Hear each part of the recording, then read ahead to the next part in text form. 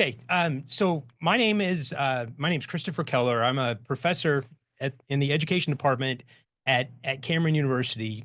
Cameron is a teaching university. It's a regional university in Southwest Oklahoma.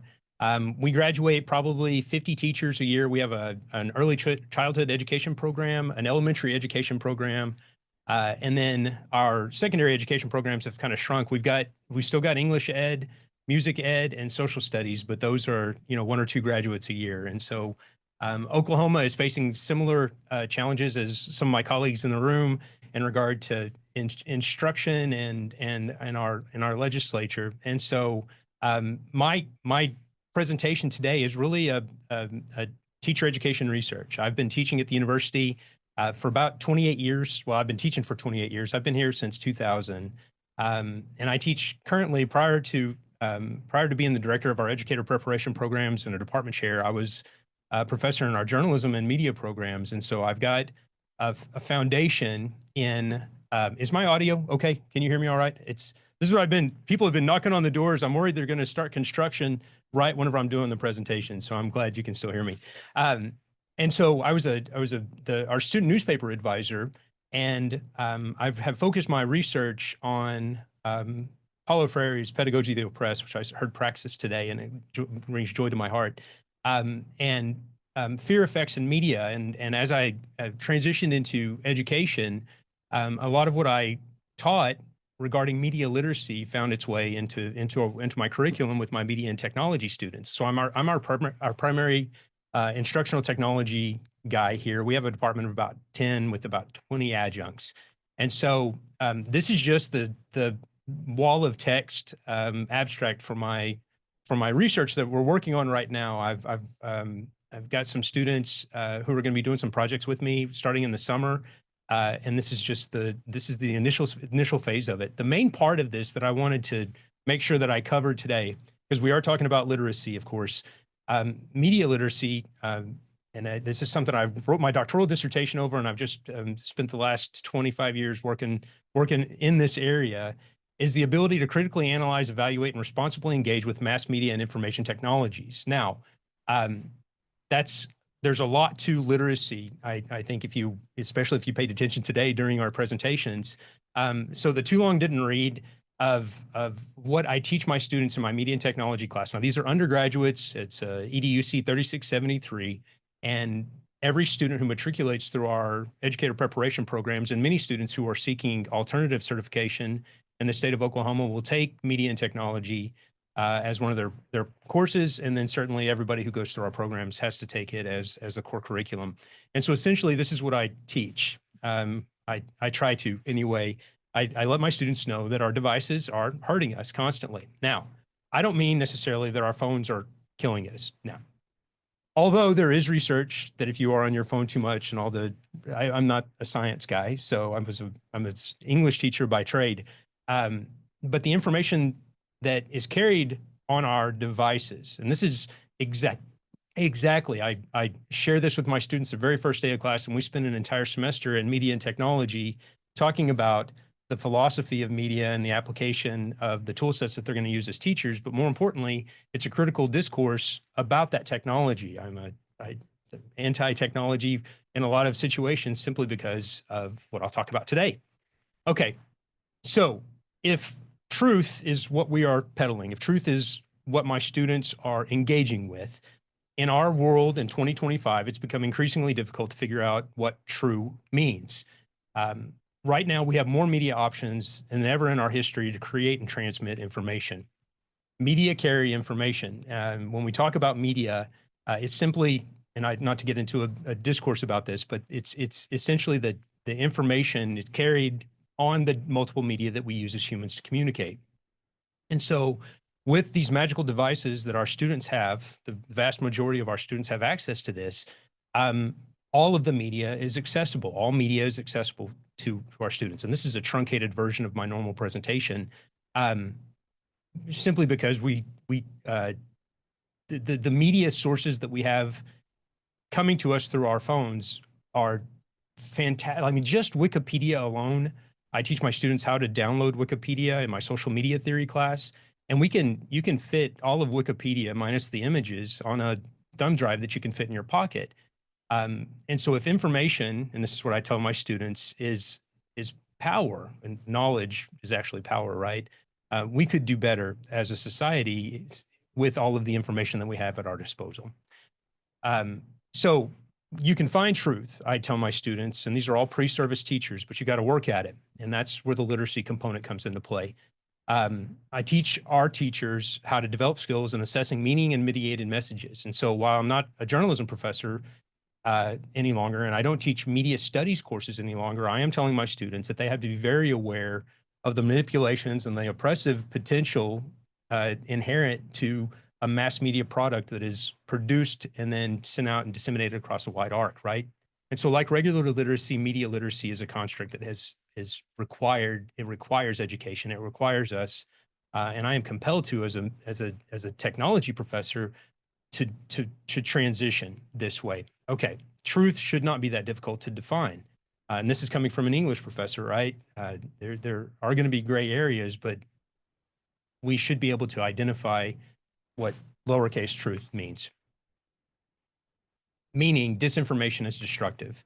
There are three basic types, and this comes from Potter's media literacy text. This is a very simplified version. Please bear with me. Three basic types of information: educational information, which consists of school-based information, and also news information. Just because we graduate, and I think everybody here understands this, we don't stop learning, right? And then entertainment information and advertising information. And the delineation between these really is the intent or the focus behind these different types of information. But obviously, I think since TV became omnipresent, and then any kind of screen-based media becomes accessible, there are blurred lines between this. Sometimes you don't know what's an advertisement, you don't know what's entertainment, and you don't know what's supposed to follow some type of rule of ethic or have some type of ethic around it, like educational and news-based information are ostensibly supposed to have. So I say here today that we've got to start asking our students to pay attention how the types of information are programmed in their daily media. They are going to be creators of instructional media, and so they must understand how regular media work. We're programmable. This is not a lunch. It's getting close to lunchtime here. This is not a tasty lunch. We've been programmed, if we are susceptible to the advertisement, that it's a Happy Meal, right? That's not just lunch, that's a Happy Meal, and it comes with a toy and a game and a playground, or it used to anyway, when you go and get your food. And so if our preferences are set early, I have an entire research agenda that's focused around the manipulations of corporations and how that impacts us longitudinally. You get our preferences set early, and then a Happy Meal is exactly where I'm going to go when I need to be happy. So I tell my students that most of us are pretty good about sussing out what media affects. So when we consume something, we're like, yeah, that's not going to make me go and buy this or believe this or have this philosophical view or change my religion. But consider this, and I don't think I have to say that, if you were from the United States, you probably have at least heard this man's voice, Paul Harvey. I remember I was adopted in the 8th grade, and I remember this being on my adopted grandmother's radio, and we listened to Paul Harvey every day. And it struck me then, and it struck me whenever I started researching about media effect, that Paul Harvey was a little just kind of nefarious, right? So on purpose, believable. He's got a smooth radio voice. Absolutely. I teach my broadcast students how to make your voice. I even got a good broadcast microphone. I can even, it can trick it into a radio voice. All right. We got that, right? So smooth radio voice. There's a study published about 3 weeks ago that talked about the video and audio quality in Zoom meetings impacted the viewers' trust of the person who was presenting. So I got an expensive mic just to make sure that part's covered. Relevant news. Paul Harvey always had current news, and then he would have that kind of feel-good story of the day. So he's got that. And so he's got the truth-based information. And if we're talking about, ethos, pathos, and logos, he nails it, right? Heart tug stories. You just love listening to all these heartbreaking stories about Paul Harvey. And then careful sound design, brilliant sound. The edits are just perfect. It's just good, solid broadcast quality. And then suddenly there's an advertisement for a Bose radio. And you're like, well, wait a second, Paul. There was not a note at the top of the magazine that said that this was about to be an advertisement. And you're like, okay, I'll let that pass. But then he's selling bankers insurance. And you're like, wait a second, I was listening to you for truth-based information. And then suddenly I'm being sold something with the same voice, the same tone. Now, this is old. This is not relevant to our students. These shows are not even on the radio more, but talking about the impact and the different impacts of various media effects using media that we claim to trust, which is supposed to be educational or news-based, yeah, and then it's presented in an advertisement or in an entertainment way, it tweaks our schema a bit. And so I'm not sure if it's news or if it's a commercial, because I don't trust commercials. All right, so here's a true story. I don't know if you knew this or not. I have to play this to my students in class. Gilligan's Island, you had to actually sit down and watch the show at a set time. There was a magazine that came out called the TV Guide that would tell you when things were going to be on TV. All right, so Gilligan's Island. Sherwood Schwartz remembers receiving some strange telegraphs shortly after this show was on television. Honest to goodness, I've got the telegraphs to prove it. 1964, okay? Mediated technology. Forwarded by the Coast Guard, the telegrams complain that for several weeks now, we have been seeing American citizens stranded on some Pacific island. We spend millions in foreign aid, so why not send a U.S. destroyer to rescue these poor people before they starve to death? So this was not new technology. Like television had been around for a minute already, right? It was 1948 when people started getting TVs. And so in 1964, we should have known. And there's a War of the Worlds example too, when H.G. Wells' story was read out loud by Orson Welles, and there was a panic, not as big as the media would tell us that there were, or in the retellings of the story, but this is not new media. And so that difference between what was supposed to be true and what was supposed to be news, and I can trust it because I can see it and taste it and feel it, and it is there, that broke that contract. And so media literacy then, for my money and for my students and for the work that we're doing in this research project, is very much being able to discern with all of the new media that are coming out or available and all the new technologies that transmit this information, it hurts our ability to discern fact from fiction and reality. So media literacy, as we heard today, is multidimensional by definition, especially in words like post-truth, fake news, or alternative facts. Our grandparents mostly trusted newspapers, news magazines, and television news. That trust is gone. Access to information now is no longer a significant issue for most of our students. Most of our students have some type of device or have access to some type of device where information can be disseminated. So access is not necessarily a problem anymore. Finding out who we trust is a significant issue, and finding out who our influencers are, and not influencer like influencer today, but like the influence that we have through those media effects that I talked about earlier. And this is what I teach my students when it comes to media literacy, and these are all pre-service teachers. Content creators and social media should not be our primary sources of truth. It should not be this way. I don't want, because I don't know how to test it. I don't know how to judge it. I don't know how to create a litmus that will allow me to see what is true and what's not. So I don't know an entertainer or an influencer or somebody who is selling me something subversively to be in charge of my belief systems or my opinions or my attitudes towards something. And those are the metrics that our Potter widely uses or used widely based upon Potter's theory on the media effects. All right, just had an alert pop up that said I've been talking too long. I'm going to go quick now. If we're not paying attention, the control of our truth is in the hands of our message creators. If you don't pay attention to where that information comes from, then if you've never heard something before and it's the first time you hear it and you don't really have a dog in the fight, you don't care too much about it, it's a concept that you haven't thought too much about, then that truth is in the hands of whoever decided to either sell you something, and maybe it's ethical, maybe it's truth and it's real, and it's doing what it says it's doing, but I'm suspect. So I teach the teachers this: you are the sources of truth now for your students, and you bear a tremendous responsibility in the design and dissemination of that information. And in 2025, oftentimes that information is not even coming from a human. And so artificial intelligence comes in, and this is just We've started this new program of study for our undergraduate students, and we're going to build it into our graduate programs. We have a Master's of Education in education with a concentration in SPED and a reading, and then an MSEL master's. And this is going to be core part of our curriculum for the technology focus moving forward. Talking about what is AI, defining artificial intelligence, and then explaining how ChatGPT came along and how it is used, right? Can just let you read that. We're talking 2022. And so I have a slide that I showed my students in a video. It's Steve Jobs whenever he's announcing the first iPhone. And this is within my student's lifetime, right? And he pinches to zoom on the iPhone screen to enlarge an image. And this was at Macworld, and people lost their mind. They were screaming and applauding. And this has just become common now.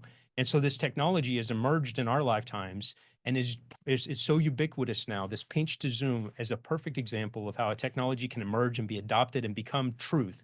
That is the way it is because that is all I've ever experienced. And it's not that way, right? And so Chat GPT and AI models, they may be they may be ubiquitous now, but they are recent, and they bear scrutiny. And so chat, and this is again just part of the presentation that I give my own students, is a large language model that is just language pattern recognition. And I think I don't need to explain too much. We go into a lot of detail, and I have my students, they are required to use chat to create a lesson plan, and then we critically analyze it in class, and we look at the differences between the individual lesson plans that my students come up with in our media tech class. The problem, and I'll talk about this in conclusion in just a second, is that chat doesn't understand like a human. It's a predictive technology. So why it matters for education. It's a useful tool. It supports planning, feedback, and management. It helps students with explanations and creativity. Use it as a partner, not as a replacement. Why it matters for education, more importantly, for my money, is that the cow is out of the barn. If the technology is not taught in our educational technology courses, then we are doing our pre-service teachers and really all of us a disservice. I think media literacy should be taught from pre-K all the way up until you are no longer consuming media. It's a continuum, and it is constantly evolving and constantly impacting our worlds. Their students are going to know it. They're going to use it, and if their job is to teach their students, then they're going to need to teach their students the same technologies that I've been teaching them. So real ways teachers can use AI, obviously, it's a great aid. There is research out now that's talking about the impact of these AI tools on creativity and on critical thinking processes, and perhaps offloading too much of that to a predictive text model might actually be detrimental, which makes sense, right, to our own critical thinking or creative processes. The main thing that we use chat for is, and we use DIFIT, which is a differentiated instruction AI model, is supporting diverse learners. It's an excellent tool to help in areas where we may not have the faculty expertise, crazy, right? Or that the students want to dig in a bit more and may not have the skills because they're just starting out, right? Here's where media literacy comes into effect. What AI can't or shouldn't do. AI should not be used without transparency. We have to tell our students, and I tell my students, they need to tell me. I would expressly tell them when they're allowed to use AI tools on their projects for my class, but they need to let it be known that they did use AI tools. Be clear about what the data is used for. There are FERPA protections that we're obligated to meet, and plugging a student essay into a ChatGPT grading tool, unless it's authorized by the school, and even then, I question whether or not the students would want their work being plugged into a national AI tool where we don't know. I mean, we know that the trainings for those models were not done with necessarily the permission of every single person who has their information in chat. I'm getting too far down that road. Teachers are mentors and role models and guides. They're not to be chat, and AI tools are not to replace human relationships. Empathy, encouragement, and connection can't be automated yet. Students need real humans who care. And I may sound like an old guy who's been teaching a long time, but I believe that to my core. I've spent my entire adult life trying to lift up my community and pay everything back that was afforded to me whenever I was adopted. And I believe that that care part is something that we truly can bring to the table still. AI can suggest on decisions, not decide. Final calls on grades, discipline, and support plans should be made by educators, not by a computer. Professional judgment still matters. There are intricacies in our personal and social relationships that we have to maintain, support, and that's where the students truly feel, like I said, love my people, and I'm going to make sure that I teach them the way that I think that they should treat people. AI isn't good at reading human nuance, emotional development, social cues. So we're talking about emotions and behavior. That's still on us as teachers.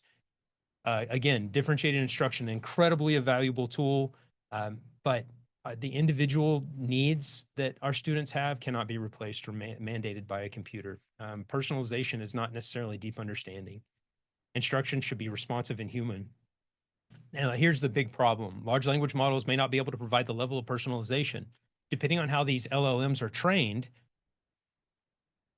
they may not be fair. That's the next two slides, and then I'm almost finished. They're incredibly powerful, but their best use is going to be with the teacher, either a beginning teacher or an advanced, it does not matter. Their best tool is going to be somebody who has a beating heart and who believes in their students and knows their students. They knows what time they got off the bus and what they like to eat and what kind of chair they like to sit in, if they prefer a dark green room or a light blue room, right? Okay. AI should not reinforce bias. AI reflects the data it was trained on, which may include stereotype or bias, and it absolutely does. We're seeing news articles come out now that there have been liberal or conservative leanings toward different AI models. That's nuts. That is exhibiting in anyway in computers, and they're getting the same biases that the people who produce original content created it under. Don't assume neutrality, and always review AI outputs for fairness. And this is the big one too. While the majority of the research in large language models is done for the English languages, there's still a gap of research in the field for other languages. This can potentially make education for English-speaking users easier and more efficient than for other users, causing unfair access to such education technologies for non-English speaking users. These biases become apparent, and if they're hard to see, if there's a stereotype that we can't even identify, then we're just exacerbating a problem that has existed that we've tried hard to overcome just by simply adopting a technology without realizing the power that it has before we begin using it. AI is fallible. It shouldn't replace us. It shouldn't replace information. It must be checked. Last slide. Use AI to support student learning, not replace it. Encourages creativity and problem solving, and celebrate students as thinkers. I have my students make sure that they know their learners. We do all of this work in our education programs to get them ready for a diverse learner population. They need to own that and celebrate that. This involves my wife's been teaching English at Lawton High School, which is our inner city school, for the last 30 years. We are moving back to in-class writing activities. We're moving back to in-class editing and work and pencils and paper, meaningful learning experiences, designing instruction that meets the needs of our different learners. Multimodal media, still important to use the technology that's available, just make it workable in a way that supports and celebrates creativity and critical thinking. Question everything. We have to question everything. Image creation and deepfakes. I just want to make sure that everybody is aware that what a deepfake is. Even if you can see it, believe it, hear it, this is not Morgan Freeman. It's an AI-generated image of Morgan Freeman, and Morgan Freeman can say words whatever I program into him. And if we cannot trust our eyes or ears, then we have to make sure that we give our students the tools to be able to figure out what is true for them. So my references, and I put together, just if you need it at all. I don't know the level of AI that you all I didn't know what I was going to be facing today, how experienced you were with it. And so I just put a one sheet together of some AI tools that I teach my own students to use in our media tech class. If you take a picture of that, and it's a Google Doc that you're free to borrow, because I borrowed all the ideas for this presentation. So